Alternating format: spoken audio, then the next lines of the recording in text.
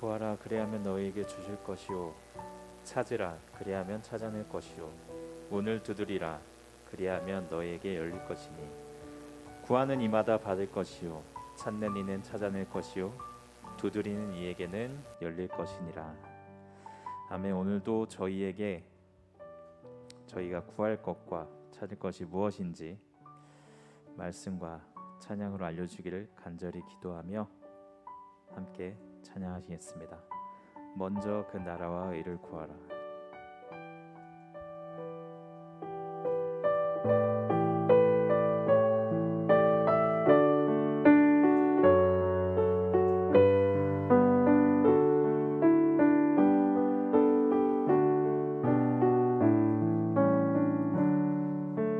먼저 그 나라와 의를 구하라.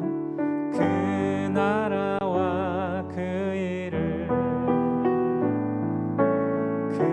그리하면 이 모든 것을 너희에게 더하시니 먼저 그 나라와 의를 구하라. 그 나라와 그 의를 그리하면 이 모든 것을 너희에게 더하시리라.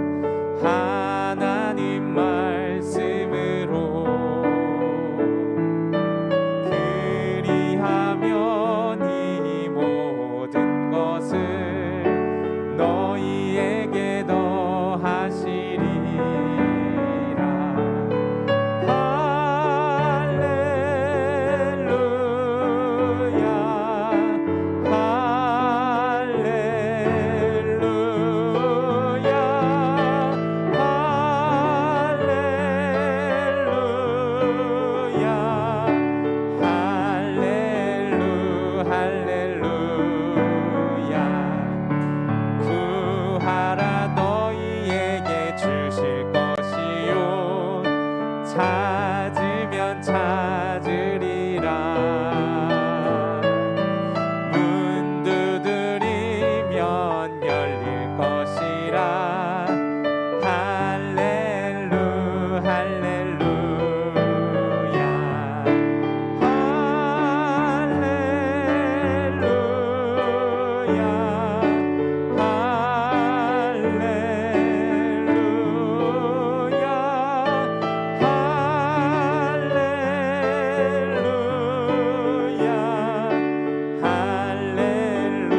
할렐루야. 구하라 그리하면 주실 것이요. 구하라 그리하면 주실 것이요. 찾으면 찾으리라. 문 두드리면 열릴 것이라. 할렐루 할렐루야.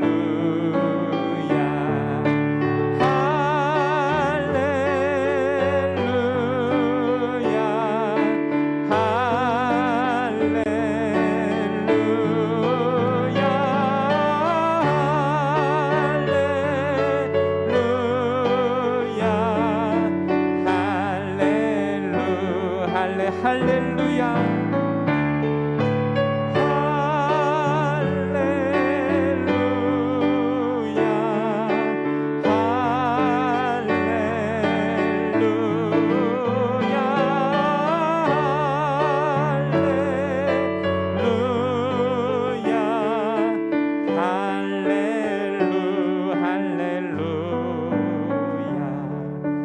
먼저 그 나라와 의를 구하라. 그 나라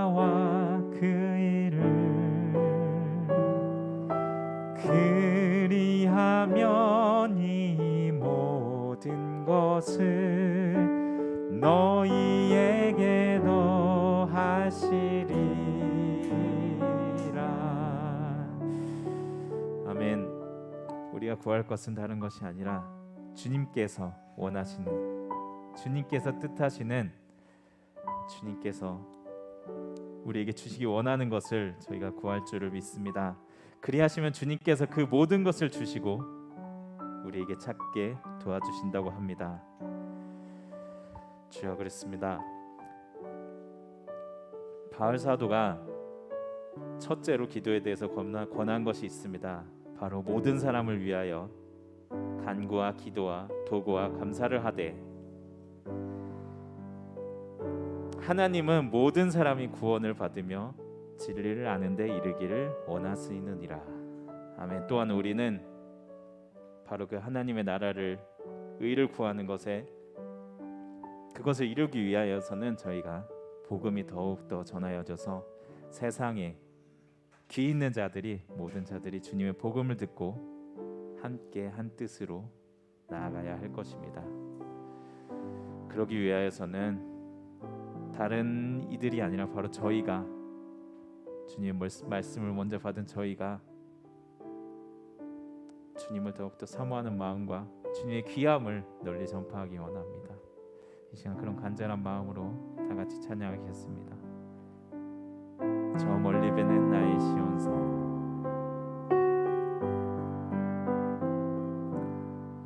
저 멀리 베는 나의 시온성, 오 거룩한 곳 아버지 집, 내 사모하는 집에 가고자 한밤을 세웠네.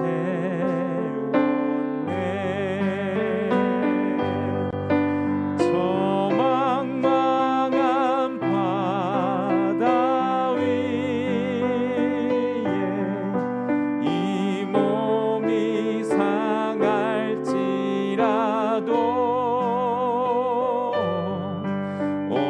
오늘은 이곳 내일은 저곳 주 복음 전하세.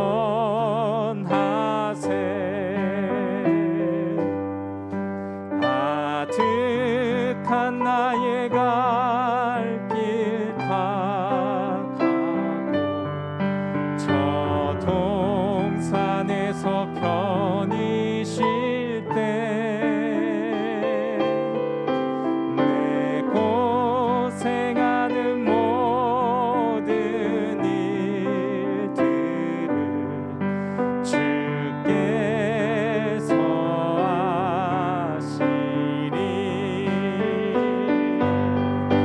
빈들이 나 사막에서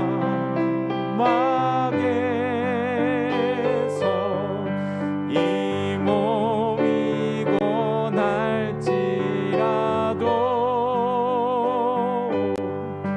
오내 주 예수 날 사랑하사 날 지켜주시리. 저 망망한 바다 위에, 저 망망한 바다 위에 이 몸이 상할지라도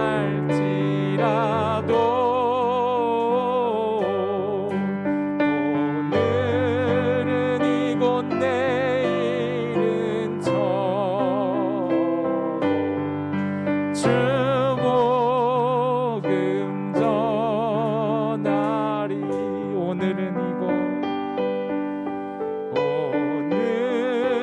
이곳 내일은 저곳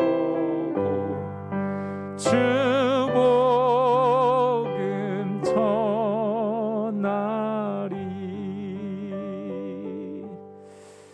주님, 저희가 때와 장소를 가리지 않고 주님께서 우리에게 명하신 그 주님의 복음을 전할 수 있도록 우리에게 더욱더 담대한 믿음과 더욱더 확실한, 우리의 마음에 확실한 주님의 말씀의 증거를 달라고 이 시간 기도하겠습니다. 사랑의 주님, 저에게 막막한 바다 위에서도 절대 흔들리지 않는 주님의 믿음과 말씀을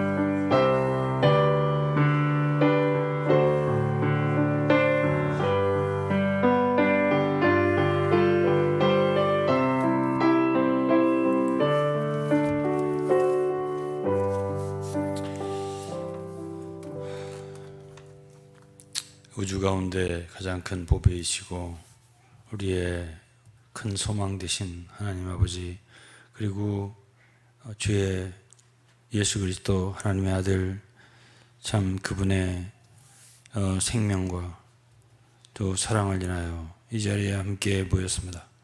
하나님께서 오늘도 이 자리에 함께 하시고, 오늘 명절을 당하여 많은 지체들은 가정에서 이곳저곳에서 함께 예배를 드리고 있사오니 하나님께서 어디에 있든지 한 가지로 임재하시고 은혜를 베풀어 주시고 또 우리의 찬송과 예배를 받아주시며 주님이 예배하신 대로 은혜를 베풀어 주옵소서. 이 모든 시간을 성령께서 인도하시고 은혜 베풀어 주시기를 구하며 예수 그리스도 이름으로 기도했습니다. 아멘.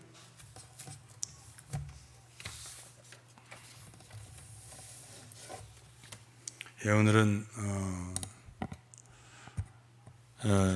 주일에 이어서 로마서 15장에 대해서 좀 더 보겠습니다.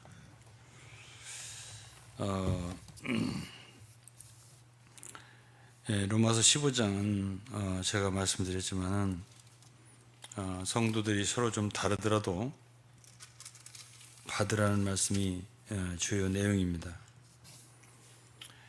그런데 이제 사람을 받는 문제, 성도를 받는 문제, 이 문제가 작은 일이 아니죠. 작은 일이 아닙니다. 누가복음 9장 46절부터 좀 읽어보도록 할 겁니다. 제자 중에서 누가 크냐 하는 변론이 일어나니 예수께서 그 마음에 변론하는 것을 아시고 어린아이 하나를 데려다가 자기 곁에 세우시고 저에게 이르시되 누구든지 내 이름으로 이 어린아이를 영접하면 곧 나를 영접하며 또 누구든지 나를 영접하면 곧 나 보내신 이를 영접하리라. 너희 모든 사람 중에 가장 작은 그이가 큰 자니라. 이 말씀은 여러분들이 많이 들었고 알고 계실 거예요. 그렇지만 이 말씀의 깊은 뜻을 이해하기란 결코 쉽지가 않습니다. 첫째로는 이게 또 받는 문제잖아요. 영접이라고 하는 건 받는 건데 우리가 예수 그리스도를 영접해서 구원을 받는 거예요.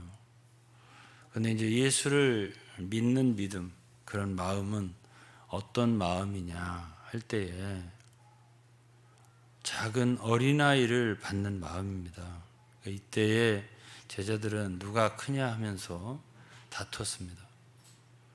이 세상 사람들은 다 큰 것을 좋아하죠. 우리는 우리 하나님을 생각할 때에 우리 하나님이 위대하시고 크다, 전능하시다, 이것을 생각합니다. 그것은 맞습니다. 그분보다 더 전능하시고 크신 분은 없습니다. 그런데 이 세상에 오셨을 때에 예수 그리스도는 가장 작은 분으로 오셨습니다. 여러분 다 아시다시피 그분은 물론 다윗의 왕가에서 태어난 그 왕의 족보지만은 당시에는 이제 폐위된 유대 나라는 멸망했고, 그러니까 로마의 정권 하에 있었고, 헤롯이라고 하는 분봉왕 아래 아무런 말하자면 왕가의 그 권력이라든가 힘이 없는 그런 상태에 있었던 요셉, 그리고 마리아, 그 가정에서 여자의 씨로서, 여자의 씨로서 동정녀로부터 출생한 분이십니다. 그리고 참 목수, 아버지는 이제 목수지 않았습니까? 그렇지만 목수의 집안에서, 그리고 그가 태어나신 동네는 바로 이제 베들레헴에서 태어나셨지만은 자라나신 곳은 나사렛입니다. 그래서 사람들은 그분을 나사렛 사람이라고 부르습니다. 시골 사람이고, 그리고 직업으로 따지면 목수의 아들이고, 누가 그분을 크다고 생각하겠습니까? 그러나 오늘날 세상 사람들은 다 큰 걸 좋아하죠. 큰 사람을 좋아합니다. 제가 초기에 신앙생활을 할 때에 이렇게 참 제 어린 눈에도, 어린 마음에도 많은 그 신자들이 또 섬기고자 하는, 사역자가 되고자 하는 사람들이 가만 보면은 다 큰 사람들을 주의하고 바라보고 흠모하고 그러더라고요. 물론 뭐 사람을 사랑하고 흠모하고 이러는 것은 나쁜 것은 아닙니다. 그러나 제 마음속에, 어린 마음이지만은 교회 중에는 당시에도 어리고 참 연약한 그런 성도들이 많이 있는데 그들을 바라보지 않더라고요. 별로 주의하지 않고, 가장 큰 인도자가 누구냐, 이거를 이제 주의하더라고요. 그것이 사람들의 본성 같습니다. 제자들이 누가 크냐 다투었는데 예수님을 3년이나 따라다닌 제자들이 끝까지 3년 다 배움 뒤에도 그랬단 말이에요. 뭐 짐승의 예를 들어서 죄송합니다만은, 제가 큰 교회에서 나와서 동네로 이렇게 시골로 이렇게 이곳저곳으로 이사한 적이 있습니다. 그런데 이제 제가 저 광주, 경기도 광주 곤자면 데 한동안 살았습니다. 그때 누군가가 이 강아지를 하나 이렇게 길거리에서 잃어버린 걸 데려다 놨는데요. 이름도 잊어버렸는데 뭐 곰돌인가 그래요. 하여간 저는 뭐 개를 별로 좋아하지 않습니다. 그러다 보니까 뭐 제가 먹이도 주거나 뭐 이렇게 돌봐주거나 놀아주거나 이런 적이 전혀 없습니다. 그런데 거기에서 우리가 산 인원이 한 15명 정도 이상 됩니다. 단체로 생활했으니까. 개를 잘해주는 그런 식구들도 있고. 그런데 이제 이 강아지가 우리가 전체 이제 나갈 때, 이렇게 어딘 바깥으로 나갈 때 걸어서 쭉 나가면은 자기한테 제일 잘해준 그런 사람을 따라갈 것 같지만 아니더라고요. 저를 따라가요. 왜 그러냐? 자기가 볼 때도 이 사람이 여기서 대장 같은 거예요. 그래서 이제 이 짐승도 그런데, 심지어 개만이 아니에요. 강아지만이 아니고 많은 짐승들이 그렇습니다. 많은 짐승들이 이렇게 연구를 해보면 그 가운데 반드시 대장이 있어요. 그를 따릅니다, 다. 그런데요, 이 사람도 다 큰 걸 좋아합니다. 그러니까 누가 크냐 이렇게 그 12명밖에 안 되는데도 그 중에서도 이제 그런 쟁론이 있고 그런 다툼이 있고 있었던 것입니다. 근데 이제 예수 그리스도께서는 천국의 왕이시잖아요. 하늘나라에서 오셨잖아요. 그런데 그분이 이 세상에 오실 때에 가장 작은 자로 오셨다는 거예요. 가장 작은 분으로. 그러니까는 이 예수님 그때 이 어린아이 하나를 데려다가 세우고서는 주님께서 내 이름으로 이런 어린아이를 영접하면 곧 나를 영접하는 것이다. 그러니까 예수 그리스도를 믿는 마음은 큰 걸, 위대한 분을 영접하는 그게 아니고요. 예수님은 작은 분이세요. 그러니까 이것을 아셔야 돼요. 가장 큰 분이지만 가장 작은 분이 되신 거죠. 인간이 되셨을 때. 그러니까는 그분은 그렇게 오신 거예요.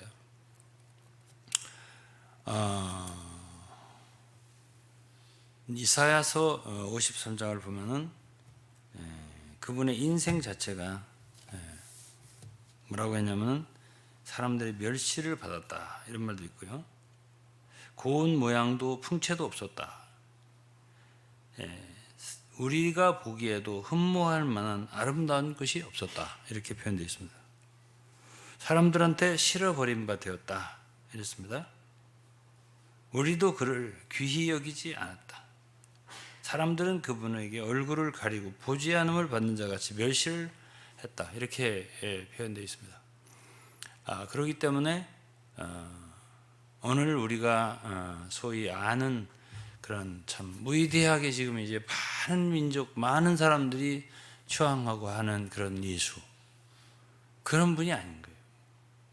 그분은 오셨을 때 정말 작고 작은 사람으로 그렇게 오셔서 빌립보서 2장에 보면은 종의 형상을 지니셨다 그랬습니다. 그런 주인이 아니라 노예. 당시에는 이제 우리나라로 말하면 양반과 상민이 있었다면은 천한 사람으로, 천한 인간으로 오셨다 그 말이에요. 그러니까 낮게 된 거예요. 그리고 작게 되신 것입니다. 그러니까 예수 그리스도를 믿는 마음 어떤 마음이냐면은 그런 어린아이 소자를 영접하는 마음인 거예요. 그분이 만일 강하셨다면은 그분을 유대인들이 잡지 못합니다. 어떻게 그분을 체포해서 십자가 못 박아 죽일 생각을 하겠습니까? 벌써 제자 하나에게 배반당하고요. 그리고 참 팔리시고, 그리고 잡히시고, 채찍에 맞으시고 이런 등등. 그리고 십자가에 못 박히시고 이런 것은 그분이 작은 사람으로 멸시를 받고 천대를 받고 핍박을 당하고 조롱을 당하고 이럴 만한 분으로 오셨기 때문에 말하자면 그를 못 박아서 죽일 수가 있었던 것이라고 생각하고, 고린도후서 13장에도 그리스도께서는 약하심으로 십자가에 못 박히셨다 이런 말씀을 하셨습니다. 그러니까 하나도 그분은 큰 게 없고 강한 게 없고 대단한 게 없고 이렇게 정말 작은 사람 예수로 오셨다 이런 말이고, 그러나 제자들은 이 생각이 안 돌아가고 그분이 이제 기적을 행하시고 여러 가지 하니까 이분이 왕이 되면 우리도 뭔가 한 자리씩 할 수 있지 않겠나, 이런 세상적인 관념이 제자들에게 지배를 했던 거예요. 그러니까 시종 서로 다퉜던 거예요. 누가 이제 뭐가 되느냐 다음에.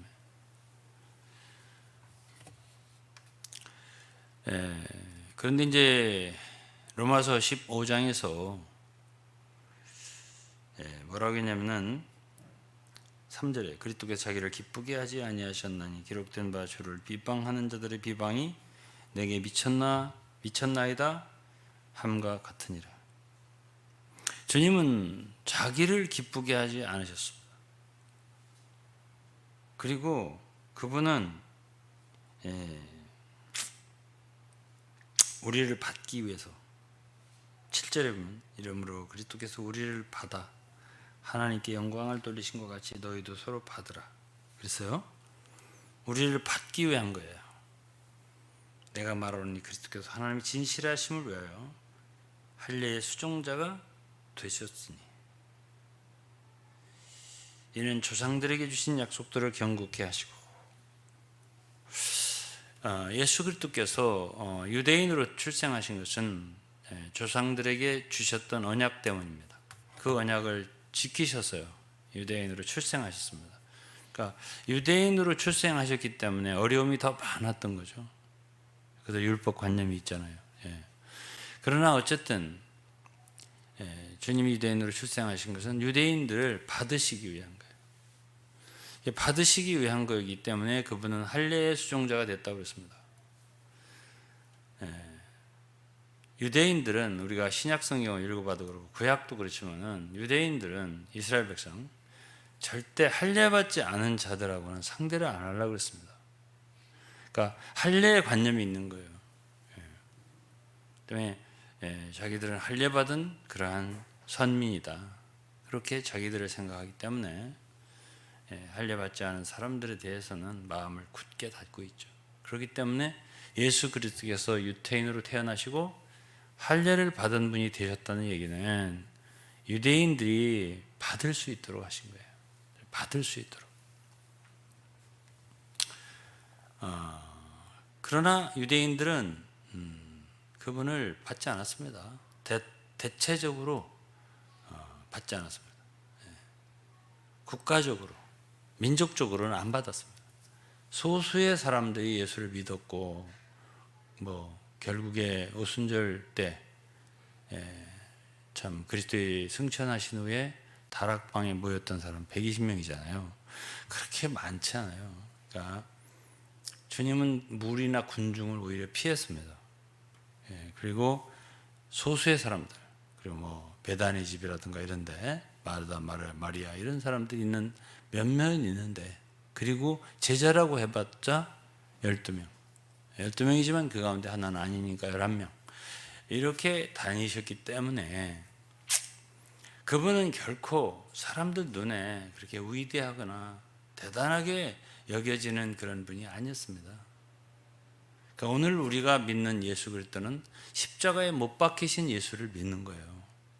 십자가에 못 박히신 건 뭐죠? 당시에 로마 시대에는 십자가에 처형되는 사람들은 다 노예들이었습니다. 말하자면 죄를 지은 노예들이 처형하는 가장 잔인한 방법, 그게 바로 십자가형이었습니다. 그런데 바로 그곳에 그렇게 돌아가신 예수, 그러니까 어떤 사람들은 예수는 저주할 자 이렇게 표현했잖아요. 고린도서 12장에. 그러나 우리는 예수를 주로 시인한다고 했습니다. 그게 바로 믿는 자들이라는 소리예요. 그렇기 때문에 우리가 세상적인 관념으로 예수를 믿어서는 안 되는 거죠. 예수 그리스도 어떤 분이냐 이거예요. 가장 작은. 그러면 우리가 오늘날 이 로마서 15장에 보면은 어떤 얘기를 하고 있는 거죠? 어떤 얘기를 하는 거냐면은 너희가 예수 그리스도를 본받아서 그분이 이렇게 했지 않느냐 한 것이 이제 할례의 수종자라는 얘기를 하고, 그렇게 해서 어쨌든 받도록 한 거잖아요. 자기를 작은 자로 해서. 그리고 유대인들의 정말 그 관념은 그건 받기 어렵잖아요. 그건 벗어나기 어렵습니다. 할례 받지 않은 사람인데 그런 사람을 어떻게 상대할 수가 있느냐. 그러니까 그것을 맞춰준 거란 말이에요. 주님이 그렇게 하셔서 유대인들을 받으려고 하셨지만 유대인들은 그분을 거절하고 비방했다. 주를 비방하는 자들의 비방이 내게 미쳤나이다. 그러니까 주님은 그렇게 받으려 했지만은, 그러나 저들은 받지 않을 뿐 아니라 오히려 주님을 비방했다 그 말이에요. 그러니까 여기서 이 받는 문제를 말할 때 어떤 결과를 놓고 얘기하는 게 아닙니다. 어떤 사람들은 어떤 결과를 중요시하는데요. 결과를 놓고 얘기하는 게 아니라 정말 당신이 받는 사람이냐가 중요한 거예요. 받는 삶이 중요한 거예요. 예수 그리스도는 내가 받겠다. 내가 진짜 받아. 내가 오늘 어떤 이단이라고 하는 오명을 이렇게 그 이미지를 이렇게 받는 교회들 있잖아요. 그러면 굉장히 그것이 안 좋잖아요. 그래 그걸 벗어나고자 하기 위해서 이제 제가 한번 보니까 신문에다가 크게 내서 물론 기독교 계통 신문이지만은 우리는 한국 기독교 모두 다 받습니다. 이렇게 이제 신문을 냈어요. 그렇게 이 선언식의 어떤 이 받는 거는요, 그건 누구든지 할 수 있어요. 근데 예수 그리스도는 그렇게 하늘에서 말씀하시면 되잖아요. 내가 다 받노라. 근데 그분이 많은 사람들에게 영접되기 위해서, 또는 그분이 받기 위해서는요, 그분의 그러한 받음에 인생을 사신 거지. 말하자면. 그러니까 이 받아진다고 하는 것, 사람들에게 받아진다고 하는 것, 또 내가 받는 것, 이건 또 어떤 의미에서 같은 것이에요. 내가 사람들에게 받아지는 것이나 내가 그들을 받는 것이나 같은 면이란 말이에요. 그런데 그렇게 되기 위해서는 하나의 선언이 중요한 게 아니에요. 정치적인 선언, 그게 중요한 게 아니에요. 내가 그러한 받음을 위한 삶을 사느냐가 중요한 거예요. 예수 그리스도께서 내가 너희를 위하여 예루살렘을 바라보고 우셨잖아요. 내가 두 팔을 벌렸노라 이랬습니다. 그분은 그때 한번 그렇게 감동하셔서 내가 받겠다 이렇게 하신 게 아니에요.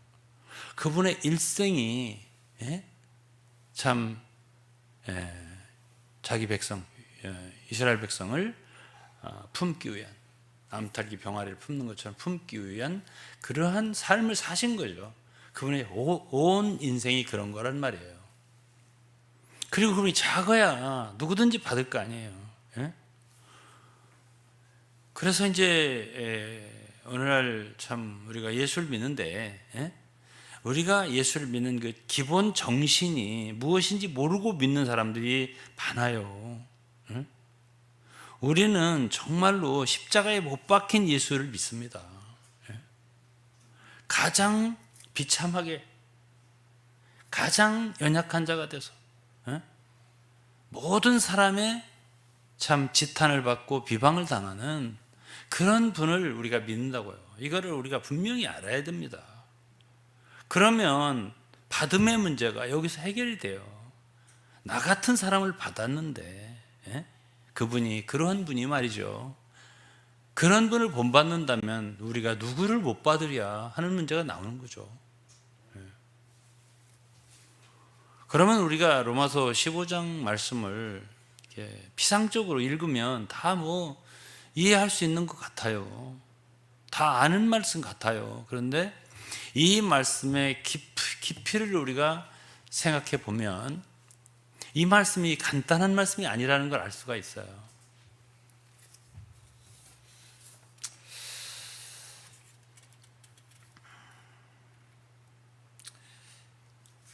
그리고 이제 이방인을 받은 얘기도 이제 나오잖아요. 사실 이방인들을 우리가 생각한다면 하나님은 어쨌든 구약시대의 선지자들을 통해서 계속 말씀하신 것을 보면은 당신의 선택한 백성 이스라엘을 사랑하셨다고요. 그렇잖아요. 얼마나 시온과 예루살렘을 많이 말하고 이스라엘을 많이 말했어요. 당신의 자식처럼 늘 사랑했단 말이에요. 근데 그 유대 민족을 갖다가 참 사사시대부터 아니면 그 이전부터 열국이라고 하는, 이방인이라고 하는 거는 다 괴롭혔어요. 1000년, 2000년 이상을 이스라엘을 압박하고 참 압제하고 괴롭히고 애굽서부터 시작해서 말이죠. 수많은 열국들이 처참하게 죽이고 말이죠. 예루살렘을 파괴하고 말이죠. 이렇게 한 이방인들이에요. 그러나 그 이방인들을 하나님이 받으셨다는 거 아니에요. 이방인들에게 이 구원, 복음이 들어가게 해서 이방인들 가운데서 하나님을 찬양하고 찬미하는 사람들이 나오게 했다는 거 아니겠어요? 이것이 하나님의 긍휼이라고 말하고 있는 거예요. 15장에. 그래서 저는 그렇게 말을 했어요. 제가 영어로 설교를 요즘에 하잖아요. 나는 주 예수께서 십자가에 두 팔을 벌리시고 못 박히셔서 돌아가신 그것이 내내 그 참 팔을 벌리신 참 예루살렘을 품으시려 했던 것처럼 유대인이나 이방인이나 모든 인류를 다 품고자 그렇게 두 팔을 벌리신 게 아니냐라고 제가 말했는데요. 그분은 모든 인류를 다 말하자면 받아들이고 품고 구원하고자 하시는 그런 열망으로 가득하고 그런 사랑으로 가득해서 돌아가셨다. 그렇게 제가 생각을 해요. 그리고 그분이 작게 되신 것처럼 작게 되시면 작은 사람을 관심하셔요. 크면은 큰 사람은요 결코 작은 사람이 눈이 보이지 않습니다. 저는 때로 그런 생각을 해요. 저는 좀 빛이 부족할 때, 은혜가 부족할 때 가끔 주님, 예? 제가 볼 때는 저만 못한 사람들이 교회가 인수가 1,000명도 넘고 2,000명도 넘고 5,000명도 넘는데, 이제 이건 좀 약간 좀 정신이 돌 때 그런 생각을 하죠. 근데 왜 저는 이렇게 인수도 작고 그렇게 왜소하게 됐습니까? 제가 원래는 안 그랬었는데, 예? 그런 생각을 해요. 제가 할 때가 있어요. 이제 그런데 항상 그렇게 하는 건 아니고요. 항상 그러면 미친 사람이죠. 네. 그건 아니고, 예. 그런데 이제 제가 이렇게 돌이켜서 이제 오늘날 저를 생각해봐요. 주님이 왜 그랬을까? 저를 어떤 사람이 그러더라고요. 이 목사님을 이렇게 바라보면 하나님이 정말 목사님을 사랑하시는 분 같다. 사랑하시는 것 같다고 이렇게 표현해요. 슬쩍 속상하려고 하더라고요. 예? 왜 그러냐? 이 나라도 떠나고 저 나라도 떠나고 이것도 안 되고 저것도 안 되고 되는 게 없습니다. 제가. 예? 그러니까 그거를 모든 상황을 다 듣더니 참 사랑하시네요. 이러더라고. 슬쩍 기분이 나쁘려고 그러더라고요. 예? 그런데 그게 깊은 속에서 몽골말을 우리가 배우잖아요. 아주 꾼쭉이라는 깊은 속에서 말할 때 생각할 때 그것이 저를 사랑하신 거 맞아요. 그리고 저를 작아지게 한 거 맞아요. 사람이 작아지면요 작은 사람을 관심하게 됩니다. 작은 사람을 받아들이게 됩니다. 진짜 예수 믿게 됩니다. 크게 되잖아요. 그러면 작은 게 안 보여요. 어린아이 하나를 영접하는 그 믿음이 참 믿음이에요. 예수 그리스도께서 저를 사랑하셨다는 뜻은요, 너 그렇게 작아져야 나를 믿어. 너 작아져야 너 나를 알아. 이런 뜻이란 말이에요. 그래 그 말이 틀린 말이 아니에요. 내가 기분 나빠할 말이 아니죠. 근데 저도 12 제자보다 난 게 없는 사람이에요. 그러니까 때로는 속상하고 왜 더 많은 사람을 이렇게 치리하고 목회하고 이런 사람이 되지 못하고 이랬을까? 뭘 잘못했을까 내가? 그런 생각을 해보죠. 근데 이제 어쨌든 제가 이제 많은 세월이 지나서 오늘 이 자리에 있습니다. 그런데 작게 된 건 사실이에요. 바울이라고 하는 사역자도 생각을 해봅니다. 그분도 그 이름 자체가 작다는 뜻이라고 알려져 있습니다. 바울이라고 하는.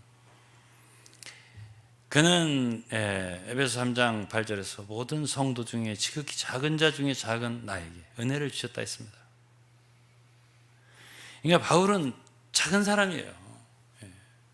자기 스스로 그렇게 느끼고 실제로 제가 이게 성경을 읽어봐도 대단한 사람이 아니에요. 예루살렘에 들어가서도 뭘 했습니까? 잡혀서 말이죠. 누가 그 사람을 위해서 말하자면 군중이 말이죠. 가서 붙들고서 말이죠. 이 사람 잡으면 안 된다. 그렇게 한 사람 누가 있습니까? 그냥 붙잡혀서 체포돼 버렸지. 그리고 거기서부터 시작돼가고 21장서부터 28장까지 죄수의 말하자면 로마로까지 간 것. 그 이야기가 사도행전 마지막이잖아요. 그러니까 그는 작은 자입니다.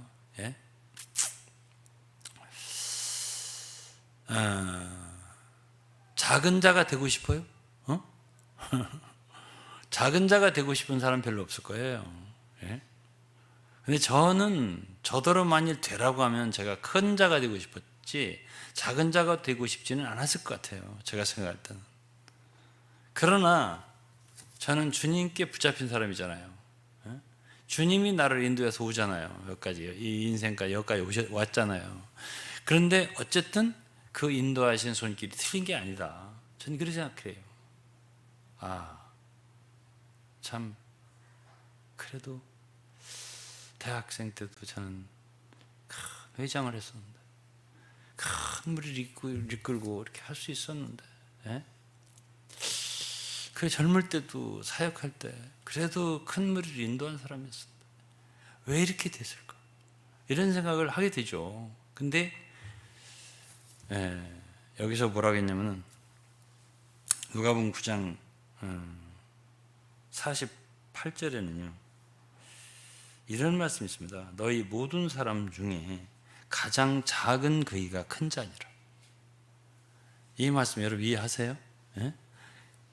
너희 모든 사람 중에 가장 작은 그이가 큰 자니라. 나는 이 말씀 지금도 이해 못해요. 그러나 그냥 문자 그대로 그냥 받아들이는 거죠. 그게 믿음이죠. 그러나 작게 되지 않으면, 정말 우리가 작게 되지 않잖아요. 그러면 결코 하나님 앞에는 큰 자가 될 수가 없다. 나는 이 말 이렇게 이해를 합니다. 이 말씀. 큰 거 좋아하지 마라.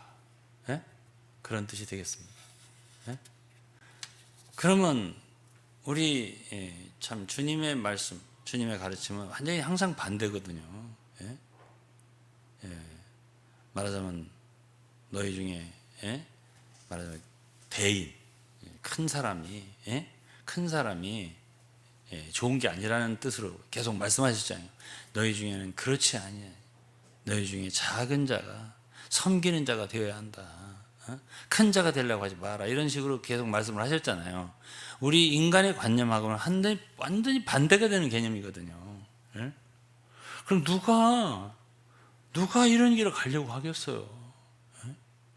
이것이야말로 정말 좁은 길이고 십자가의 길이라고 생각을 해요. 주님을 따르다 보면 이게 쉽지 않네. 이 길이 쉽지 않구나. 이거를 우리가 느끼게 됩니다. 그럼 어떤 길을 택할 건가? 좁은 문 좁은 길을 갈 것인가? 아니면 넓은 문 넓은 길을 택할 것인가? 우리가 어쨌든 이 진리를 따라서 가다 보면은, 주님을 따라서 가다 보면은 많은 사람 떠나게 돼 있습니다. 왜냐하면 많은 사람들은 진리를 좋아하지 않아요. 그건 제가 하는 말이 아니고 요한복음을 여러분들 쭉 읽어보면 사람들은 진리를 좋아하지 않습니다. 자기들의 행위가 악한 행위가 드러날까? 빛으로 나오지 않는다는 거예요. 그렇기 때문에 성경 말씀도 진리대로 얘기를 하고 그렇게 참 가르치고 그렇게 할 때는 어떻게 해요? 떠나죠. 요한복음 6장을 읽어보세요. 다 떡을 해주고 오병이어로 말해 기적을 베풀 때는 많이 왔었잖아요. 왜 그랬어요? 육신의 양식을 말하면 배를 채우고, 그러니까 그때만 해도 먹을 게 없으니까 그래서 쫓아다녔다가 주님이 진짜 말씀하시니까, 진짜 내 살은 참된 양식이고 내 피는 참된 음료로 쭉 진리를 말씀하셨잖아요. 그러니까 어떻게 했죠? 다 떠났습니다. 그래서 예수께서 뭐라고 하셨어요? 제자들에게 너희도 가려느냐 이렇게 물으셨습니다. 그러니까 그때 베드로가 주여 영생의 말씀이 계시오매 누구에게 우리가 가오리까? 그러니까 주님 뭐라고 했어요? 너희 12도 다는 아니다 이렇게 말씀하셨습니다. 12명도 안 된다 이런 뜻이에요. 주 예수께서는 솔직히 말하면 제가 볼 때 집도 없으셨던 것 같습니다. 예수님 집에 가서 주무셨다는 표현이 복음서에 한 군데도 없습니다. 물론 이제 아버지 요셉 나사렛 사실 때가 있었겠지만 그 뒤에 공생에 3년 동안요 없어요. 집에 가서 주무셨다는 뜻이 없어요. 산으로 가시니라 뭐 이런 표현은 있어도 그러면 그분이 어디 거하셨는지 그분이 계신 데를 가서 봤다 이런 표현은 있어요 제자들이. 근데 거기가 어딘지는 얘기를 안 했어요. 그러니까 사람들은 신학자들 중에는 homeless Jesus 이렇게 표현해요. 집이 없으신 예수. 그러면 그러한 분 말하자면 의지할 게 없어요 별로. 그런데 진리를 말해요. 그런데 그런 분, 누가 그런 분을 좋아하라 따르겠어요. 그리고 결국은 참 죄수처럼 죄인처럼 참 잡혀서 십자가에 못 박히신 예수란 말이에요. 이러한 예수 그리스도를 우리는 사랑하고 믿는다고요. 따른단 말이에요. 그래서 이제 이러한 기본적인 마음, 우리가 우리와 다른 사람들을 받는다. 말로는 쉬워요. 말로는 쉽다고. 그러나 우리 주 예수 그리스도를 닮는다면은 우리의 인생이 그래야 돼요. 우리 인생 자체가 사람들에게 받아들일 수 있는 사람이 되어야 되는데, 그러려면 작아져야 돼요. 예수 그리스도를 어떻게 닮아요? 그렇게 닮는 거죠. 고린도전서 9장에 바울 사도는 이런 말을 했습니다. 19절에 내가 모든 사람에게 자유하였으나 스스로 모든 사람에게 종이 된 것은 더 많은 사람을 얻고자 합니다. 자유한 사람이지만은 그러나 모든 사람에게 종이 됐다 했습니다. 모든 사람에게 종이 됐다는 얘기는 작아졌다는 얘기예요. 유대인들에게 내가 유대인같이 된 것은 유대인들을 얻고자 하며 율법 아래 있는 자들에게는 율법 아래 있지 아니하나 율법 아래 있는 자같이 된 것은 율법 아래 있는 자들을 얻고자 하며, 어떤 사람에게든지 그들과 같이 됐다, 그들의 종이 됐다, 이렇게 표현했습니다. 바울 사도. 그러니까 바울 사도를 신학자들 누구나 다 공인하는 바가 예수 그리스도를 가장 많이 닮았다, 이렇게 표현합니다.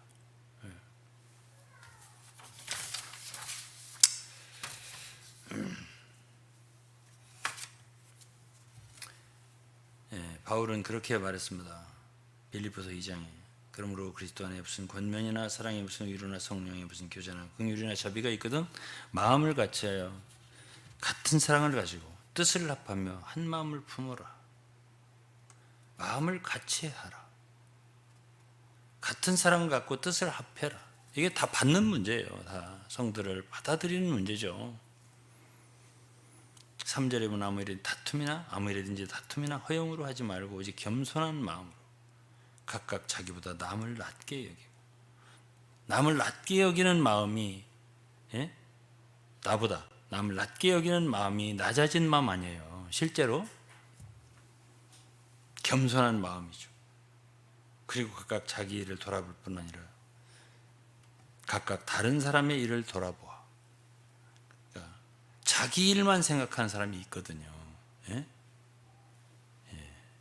얘기를 해도 꼭 자기 얘기만 하는 사람이 있어요. 왜 그래요? 그 사상과 생각, 사고가 완전히 자기에게 집중됐기 때문에 그렇거든요. 어떻게 하면 작아질 수 있습니까? 내가 없어져야지. 나라는 존재가 없어져야지. 그래서 내 인생이라고 하는 것은 남을 위해 사는 인생이 되고, 또 실제적으로 다른 사람이 나보다 낫다, 나보다 남을 낮게 여기는 그런 생각, 그런 겸손한 생각, 이런 마음을 가질 때 그것이 받는 거예요. 우리는 모든 한국교회를 받는다, 이게 아니라 당신은 정말 한 형제를 좀 다른데 받을 수 있냐. 정말 어린 소자 같은 형제인데 좀 달라. 반대해. 비방해. 오히려. 주님은 비방을 당했다고 했잖아요. 바로 이 부분에서. 그런데 받는다고 했잖아요. 그러면 사람이 자기를 갖다가 자기하고 좀 다른 건 받겠는데 나를 비방해, 그런 사람을 받기란 쉽지 않습니다. 그러나 주님은 모든 사람을 향해서 팔을 벌렸다. 당신을 십자가에 못 박는 사람들을 향해서도 아버지께 기도를 했습니다. 아버지요, 저들을 용서해 주세요. 저들은 자기들이 무슨 일을 하는지 모르고 있습니다. 그분은 받지 않은 사람이 없습니다. 그들이 거절해서 그렇지. 그럼 우리가 예수 그리스도를 본받는다고 할 적에 이것은 우리의 받는 모든 사람을 받아들이는 우리의 마음, 그렇게 간단하지 않죠? 예? 우리가 주 예수 그리스도 따르는 이 마음, 겸손한 마음, 간단하지 않죠? 적어도 이것이 간단하지 않다는 것만 알아도 굉장히 큰일이라고 저는 생각을 해요.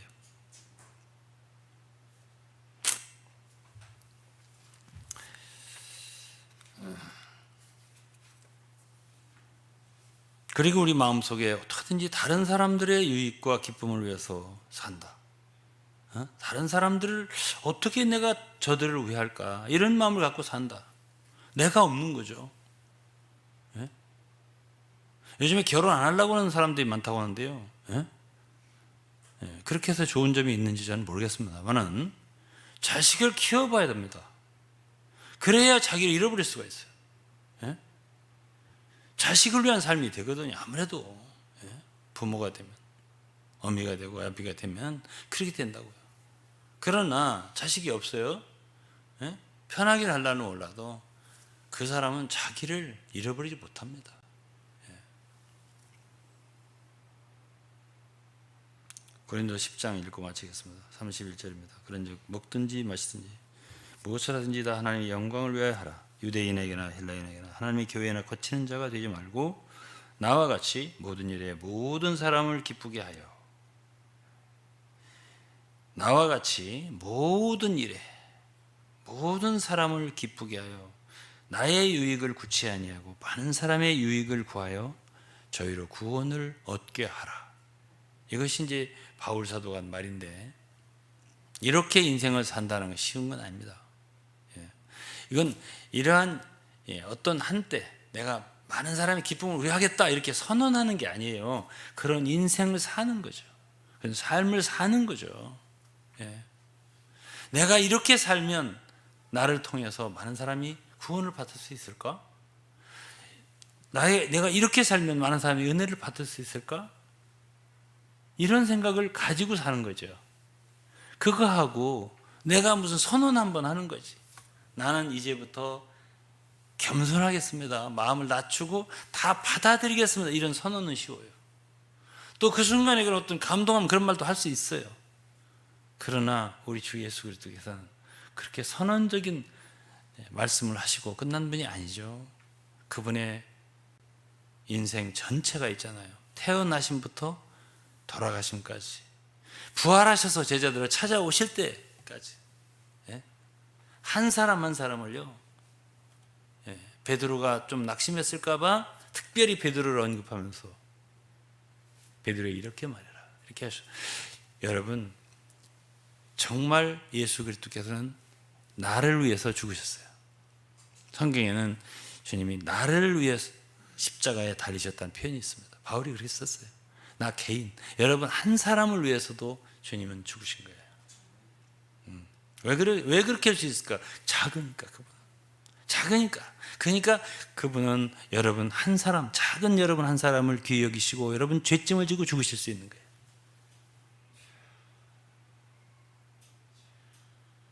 여러 사람, 그 크면요, 모든 인류를 위해서 내가 죽는다 이렇게 죽으실 거 아니에요. 크신 분이니까. 근데 그분은 너무 작으신 분이기 때문에요. 한 사람을 생각하신다고요. 내가 너를 위해서 십자가에 못 박혀도 죽었다. 이렇게 말씀하실 수 있는 분이 예수예요. 그럼 오늘 우리는 이런 작음을 보셨죠. 스몰리스. 이것이 아름다운 거예요. greatness. 이것이 좋은 것 같죠? 아니에요. 이 작음. 우리의 인생이 이렇게 됐으면 좋겠어요. 끝까지. 이 작음을 사모하고요. 그래서 더 많은 사람들에게 우리가 유익을 줄 수 있는 그런 사람이 되었으면 좋겠습니다. 오늘은 말씀 여기까지 하고 기도하겠습니다. 하나님 감사합니다. 하나님의 말씀을 인하여 감사드리고 우리에게 이러한 구주가 있음을 감사합니다. 또 이러한 주님을 우리가 정말 더 깊이 사랑하고 또 그리스도를 더 깊이 알고 주님을 본받는 저희가 되게 도와주시옵소서. 감사하며 예수 그리스도 이름으로 기도했습니다. 아멘.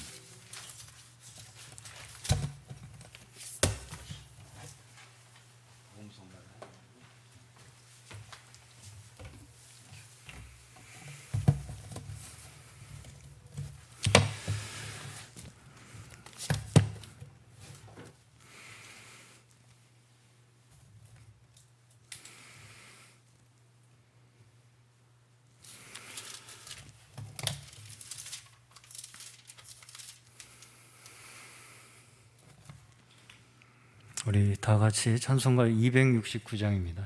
찬송가 269장 그 참혹한 십자가에 함께 찬양하시겠습니다.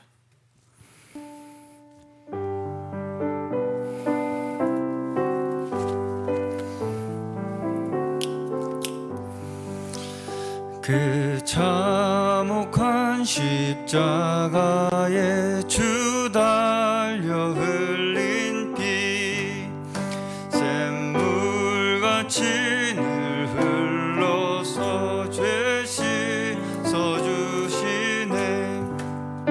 답 없어도 다 나와서 내 죄를 고하면 있는 보다 더히도록 참 성결 얻으리.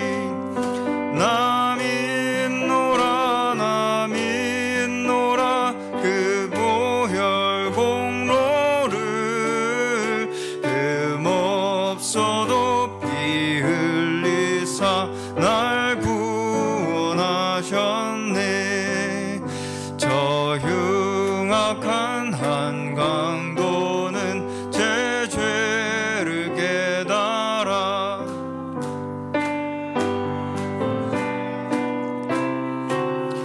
구주로 믿었네.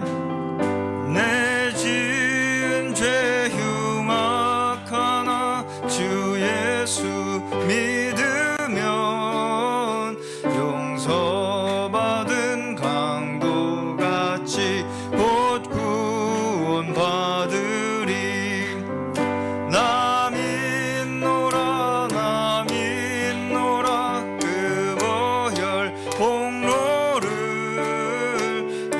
흠없어도 피 흘리사 날 구원하셨네.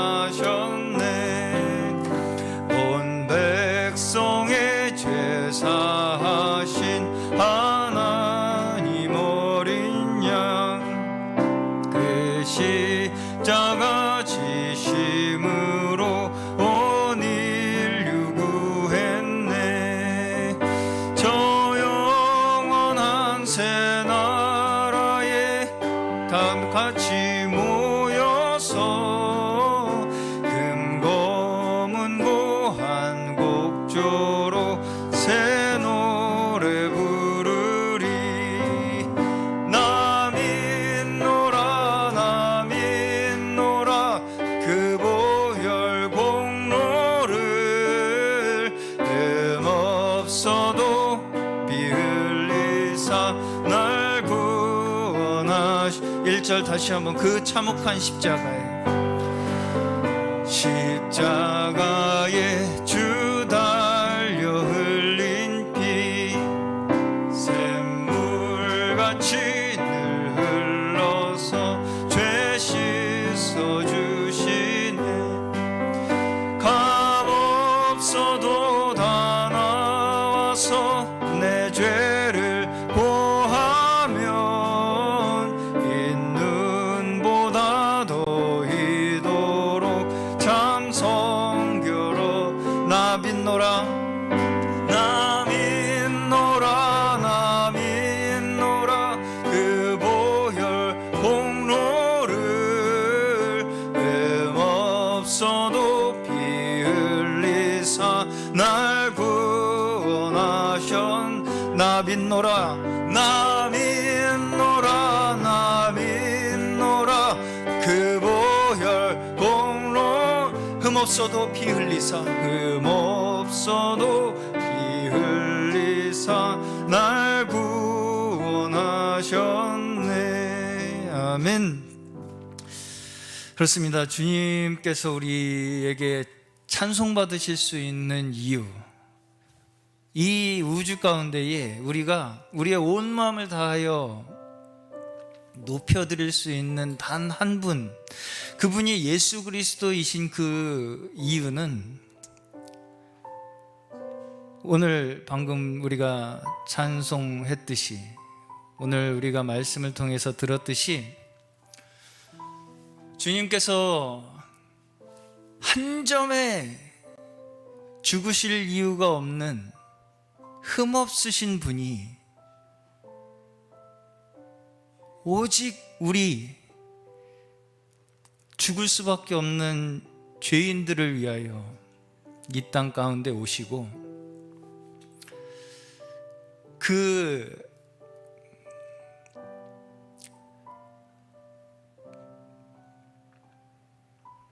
보혈을 흘리셨다는 그 사실, 그것이 우리가 예수 그리스도를 우리의 온전한 경배의 대상으로서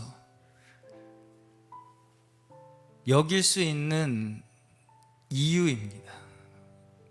만일 예수님께서 조금이라도 자신을 위한 여지가 있으셨다면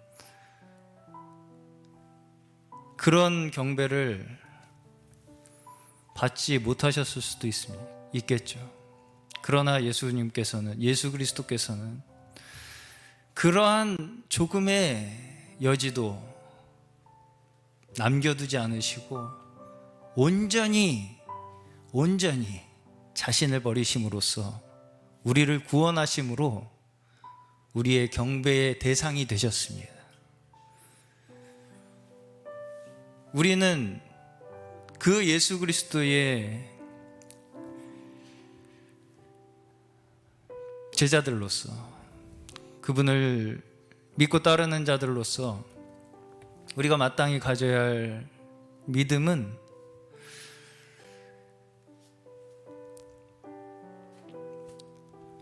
이 땅 가운데, 이 세상 가운데 우리를 조종하고 움직이는 그 모든 죄의 원리들, 육체의 원리들에서 벗어나서 오직 예수께서 십자가를 통하여 세우신 그 원칙을 통하여 이 세상을 회복하시고 이 세상의 질서를 바로잡기를 원하시는 그 예수 그리스도 하나님 아버지의 마음을 다시 한번 우리가 깊이 깨달아서 우리도 그 세상의 대열에 합류하겠습니까? 우리의 마음을 이 세상의 조류에 힘을 보태줌으로써 결국은 우리가 그렇게 힘을 보태주는 것은 하나님의 질서를 무너뜨리는 결과를 가져올 수밖에 없는 것입니다. 우리 온전히 십자가 아래 우리의 믿음 온전히 드림으로써 주님께서 세우시고자 하는 진정한 하나님 아버지의 질서가 무엇인지 우리로 밝히 이 시간 깨닫게 하여 주시고 우리 더 십자가의 끝난 자들임을 다시 한번 깨닫게 하여 주시고 정말 진정 우리의 마음 깊은 곳에서부터 그 십자가의 삶을 살고자 하는 강렬한 열망으로부터 이 세상에 하나님께서 세우시고자 하는 그 하나님의 거룩한 그분의 나라를, 그분의 왕국을 이루는 저희 한 사람 한 사람 되게 해주시기를 우리 정말 간절히 함께 기도하기 원합니다. 함께 우리 정말 마음 다하여서 마음 모아서 정말 이 땅 가운데에 이 마지막으로 향하고 있는 이 세상 가운데에서 하나님 저희의 마음에서부터 하나님의 나라 이루어 주시옵소서 하는 간절한 기도로 주님 앞에 나아가시겠습니다. 기도하시겠습니다. 주여 하나님, 주여 주여 하나님의 저희를 다시 한번 일깨우시고 하나님 주여 말씀으로 다시 한번 저희의 마음을 흔드시고 빛 비춰주시고 주여 이 세상 것이 아닌 하나님 것으로 우리의 눈을 다시 돌리게 하여 주시는 이 하나님의 음성, 주여, 우리 이 시간 하나님께서 저희 한 사람 한 사람에게 주여 하나님의 그 주여 진리의 음성으로 말씀하고 계심을 우리 주여 다시 한번 우리의 마음으로 주여 우리의 온 심령으로 주여 하나님의 말씀 주여 정말 듣기를 사모하는 저희의 주여 마음을 다시 한번 올려드리며 주여 오직 우리의 마음이, 우리의 삶이, 우리의 생각이, 우리의 인생이 주여 이 세상에 힘을 더 보태주는 주여 그런 삶이 되지 않게 하여 주시고 주여 이 세상에서 살아가는 이 세상에서 움직이는 주여 서로 자신이 높아지려고 하고 하나님 내 자신을 내세우려고 하는 주여 하나님 그 모든 주여 우리의 육체 가운데 숨어있는 주여 그 죄의 속성들 주여 그 가운데서 우리가 주여 벗어나게 하여 주시고 주여 오직 주여 한 점 주여 죽으실 이유가 없는 그 주여 거룩하신 주여 예수 그리스도께서 주여 이 죽을 수밖에 없는 주여 쓰레기보다도 못한 주여 그저 주여 불구덩이에서 태워버리고 끝나버릴 수밖에 없었던 주여 이 인생들을 위하여 주여 하나님 주여 그 거룩한 보혈을 십자가에서 흘리심으로 주여 우리에게 온전한 주여 경배에 주여 경배 받으실 주여 하나님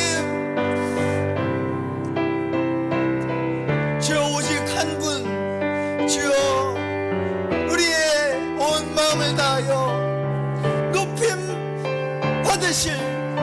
높임 받으시기에 마땅하신 주여 우리의 주로서 우리 가운데 함께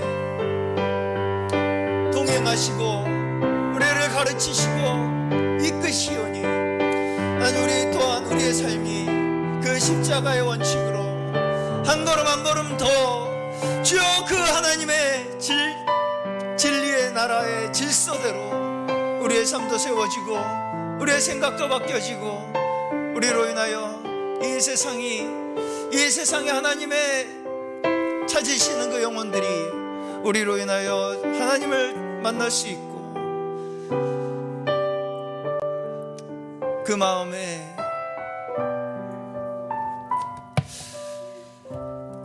주여 진정한 주님 구원의 축복을 얻을 수 있는 하나님 주님의 전능하신 능력을 행하여 주시옵소서. 주님 우리 찬송가 290장입니다. 찬송가 290장 우리는 주님을 늘 배반하나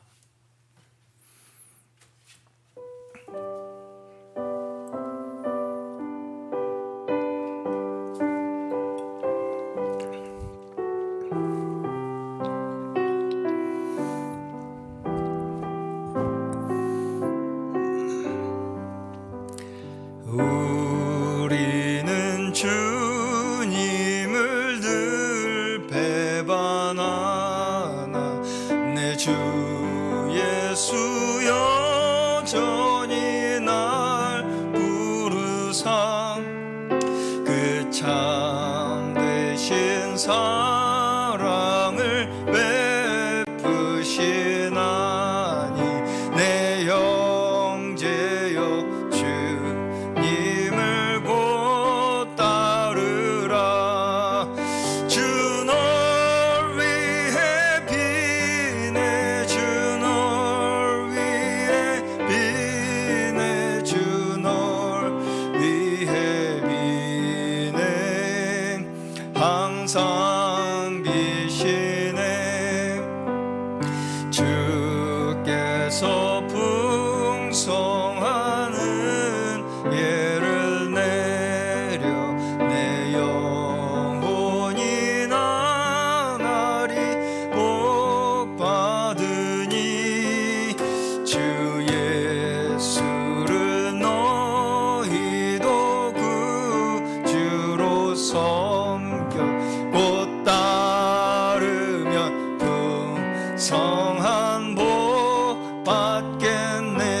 널 위해 비네 주 널 위해 비네 주 널 위해 비네 주 널 위해 비네 항상 비시네 무거운 짐 지고 애타는 인생 주 예수께 돌아와 고시 내 주 예수 너희를 돌보신 참복락과 이가 넘치겠네 주 널 위해 비네 위해 비네 주 널 위해 비네 주 널 위해 비네 항상 주 널 위해 비네 주 널 위해 비네 주 널 위해 비네 주 널 위해 비네 항상 비시네 주님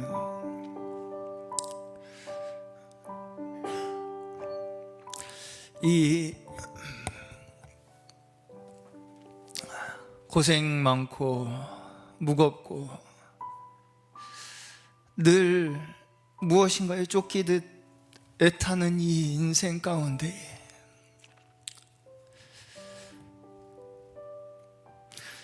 예수님께서는 저희에게 오셔서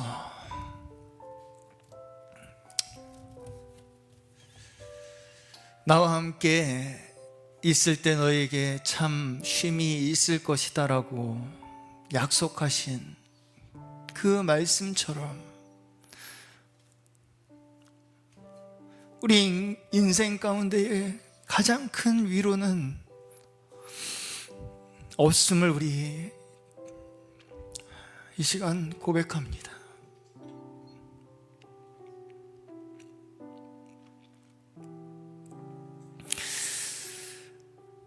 주께서 우리를 위하여 끊임없이 기도해 주시고 빌어 주심으로 우리는 이 자리에 지금까지 주 안에 거할 수 있음을 믿습니다.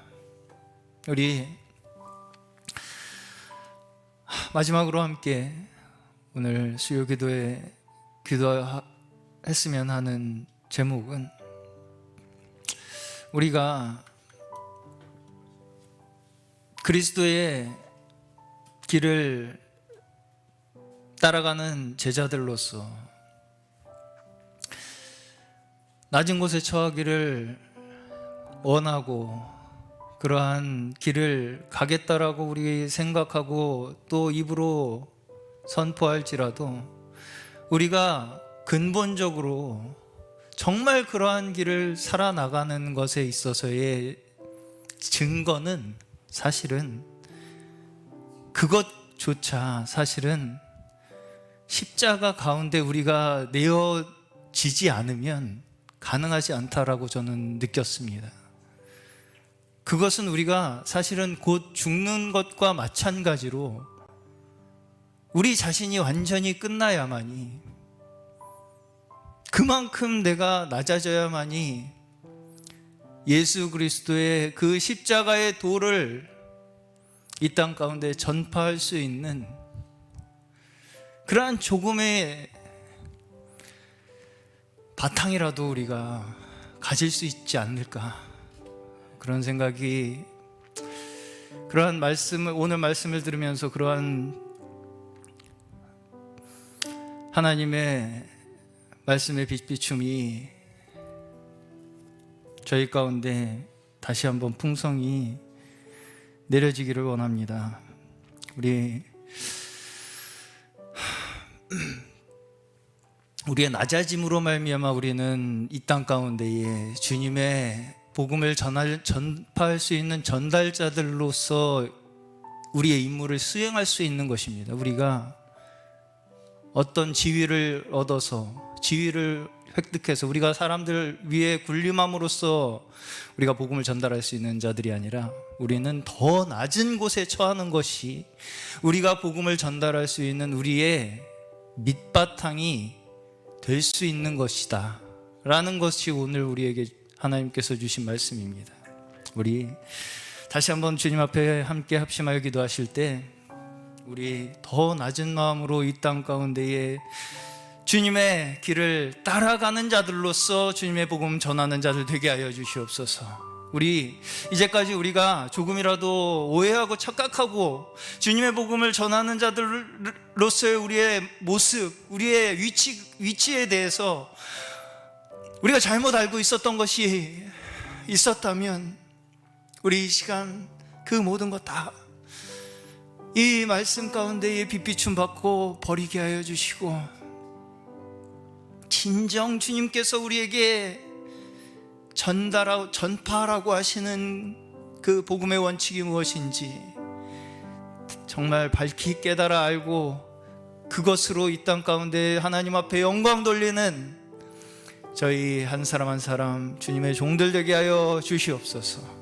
우리 기도하시고 또 계속해서 몸이 약하고 마음이 연약하고 또 복음이 필요한 모든 우리의 마음속에 두고 있는 복음 대상자들, 또 이 시간에도 명절에 가족들과 함께 시간을 보내고 있는 모든 우리 성도님들, 또 그 가족들 가운데에 하나님의 은혜가 또 복음이 넘쳐나는 귀한 축복의 시간 되게 하여 주시옵소서. 우리 함께 합심하여 기도하시겠습니다. 기도하겠습니다. 주여, 주님, 하나님 아버지, 주여, 우리 정말 연약한 인생들 하나님, 주여, 하나님 말씀 없이는 주여 스스로의 인생의 짐을 짊어지고 고단하게 살아갈 수밖에 없는 하나님 그 인생들을 위하여 주여 하나님께서는 주여 그 구원의 손을 펼치시고 십자가 가운데에 달리심으로 이 모든 인류를 향하여 그 품 안에 품어주시고 주여 그 모습을 주여 나를 위한 주님 희생으로 믿는 자들에게 주여 그 모든 복음의 은총을 허락하여 주시고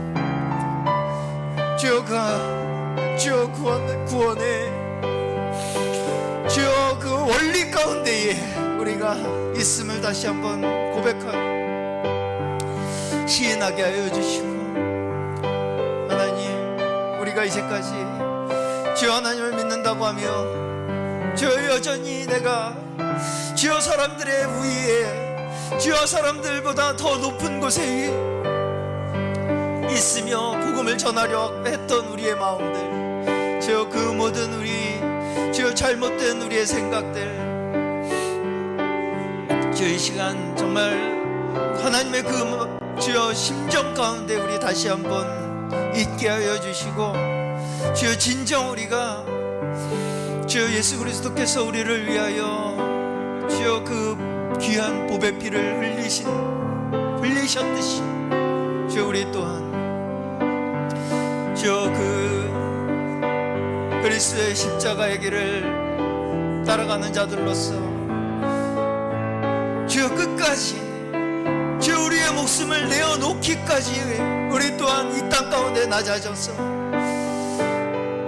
하나님 그 하나님의 주여 거룩하신 영광스러움을 주여 우리의 삶으로도 조금이라도 나타낼 수 있는 주여 그러한 하나님의 종들 되게 하여 주시옵소서.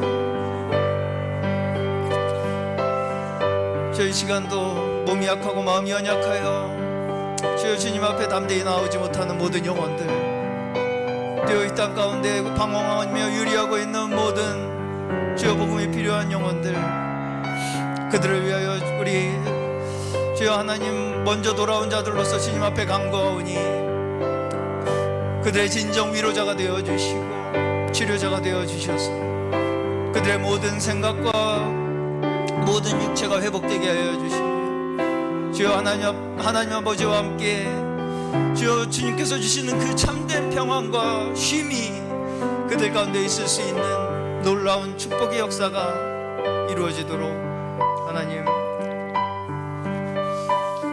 동행하여 주시고 역사하여 주시옵소서.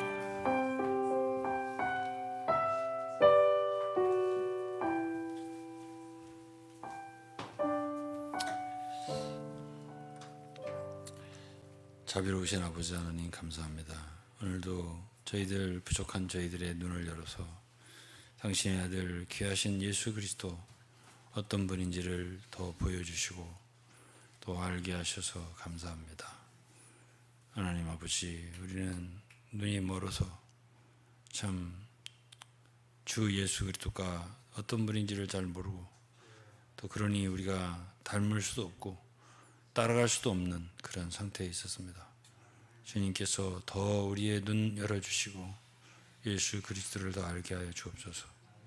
참으로 그 높고 높은 보좌에 계셨던 분이 낮고 천한 인생이 되었을 뿐 아니라 참 십자가의 형태를 받으시고 죽기까지 낮아지시고 복종하시고 음부에까지 낮아지신 그 정말 어미하신 그 사실을 우리가 대할 때에 어디까지 우리가 낮아져야 되는지, 어디까지 우리가 작아져야 되는지 참으로 우리는 헤아릴 수 없습니다.